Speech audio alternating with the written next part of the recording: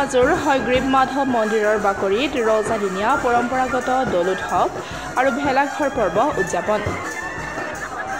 ফাগুন পূৰ্ণিমাৰ নিশা তীৰ্থনগৰী হাজোৰ ঐতিহাসিক হয়গ্ৰীব মাধৱ মন্দিৰৰ পদূলিত ৰজাদিনীয়া পৰম্পৰাগত দৌল উৎসৱ আৰু ভেলাঘৰ পৰ্ব উদযাপন কৰা হয়। সেই অনুসৰি মন্দিৰৰ চলন্ত বিগ্ৰহ মন্দিৰৰ গৰ্ভগৃহৰ পৰা উলিয়াই সম্পূৰ্ণ বৈদিক ৰীতি নীতিৰে পূজা হোম সম্পন্ন কৰি সম্পূৰ্ণ এদিনৰ বাবে মন্দিৰৰ দৌলগৃহত ৰখা হয় আৰু ভেলাঘৰ জ্বলোৱা হয়। দৌলগৃহত ৰখাৰ সময়ত দৰ্শকসকলে ফাকুৱা তথা বিভিন্ন ৰং তুলিকাৰে গোসাঁইক পূজা অৰ্চনা কৰা পৰম্পৰাভাগী অনুষ্ঠিত হয়। মহোৎসৱ আমাৰ প্ৰতি বছৰতে হয়গ্ৰীব মাধৱ মন্দিৰত এই দৌল উৎসৱটো পালন কৰা হয়। কিন্তু এই দৌল উৎসৱটো হাজো হয়গ্ৰীব মাধৱৰ কাৰণে এটা বিশেষত্ব আছে।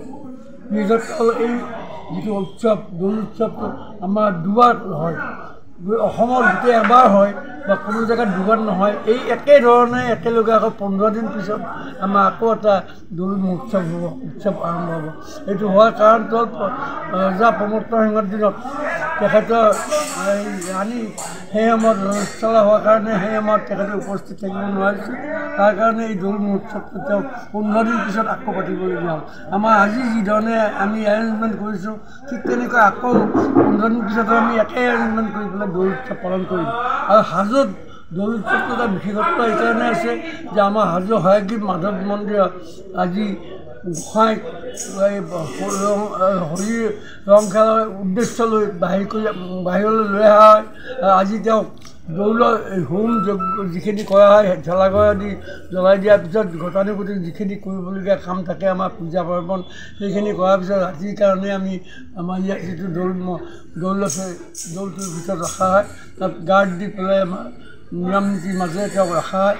কালিৰ দিনটো থাকিব। পৰহিদিনাখন আমি গোটেই হাজো নগৰখনত চহৰখনত হেৰি হিচাপে আমি এটা সমন্বয় হিচাপে বা এটা বিশেষ ধৰ্মীয় এটা আৱেগ অনুভূতি লৈ আমি প্ৰচেশ্যন কৰা হয়। এই যিটো আমাৰ প্ৰচেশ্যন হয় এইটো কমপ্লিটলি ধৰ্মীয় নীতি নিয়মৰ মাজেৰে হয়। আৰু ইয়াত আমাৰ এটা বিশেষ সমন্বয়ো আছে। সমন্বয়টো এই যে আমাৰ হিন্দু মুছলমানৰ কোনো ভেদাভেদ নাই। হিন্দুসকলে যেনেকৈ আমি আহি এই গোসাঁই লৈ পেলাই আমি চাৰিওফালে প্ৰচেশ্যন কৰোঁ বা যাওঁ সমাগম হৈ পেলাই আমি প্ৰত্যেক ঘৰে ঘৰে চাকি ধূপ দি শুশ্ৰূষা কৰা হয়। ঠিক তেনেদৰে আমাৰ সেই ক্ষেত্ৰত মুছলিম ভাইসকলৰ যিসকল স্বাভাৱিক আছে তেখেতসকলে আগত দুজন পিছত দুজন থাকি গাৰ্ড দি গোটেই পৰিভ্ৰমণ কৰে, গোটেই নগৰখন পৰিভ্ৰমণ কৰে। আৰু এই পৰিভ্ৰমণটোত এটা বিশেষত্ব এই যে আগতে বিশেষ ধৰণে বেছি উৎসৱ হৈ আছিলে। উৎসৱটো বেলেগ ধৰণে হৈছিলে। ফাকুৱা টকুৱা খেলিছিলে ৰাস্তাই ৰাস্তাই। এতিয়া তাৰ কিছু পৰিমাণে কমিছে।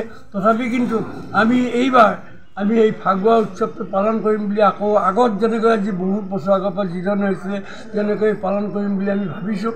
আজি তাৰ উদাহৰণস্বৰূপে আজি আমি এটা পাৰ্টি এই ফাকুৱাৰ কাৰণে ফাকুৱাৰ যিবিলাক নৃত্য ডেন্স বা গীত সেইবিলাক গাবৰ কাৰণে আমি আজি ইয়াত এটা পাৰ্টি আমন্ত্ৰণ কৰিছোঁ। সেই পাৰ্টিটো আজি আহিব 5টা বজাৰ পিছত আহি তেওঁলোকে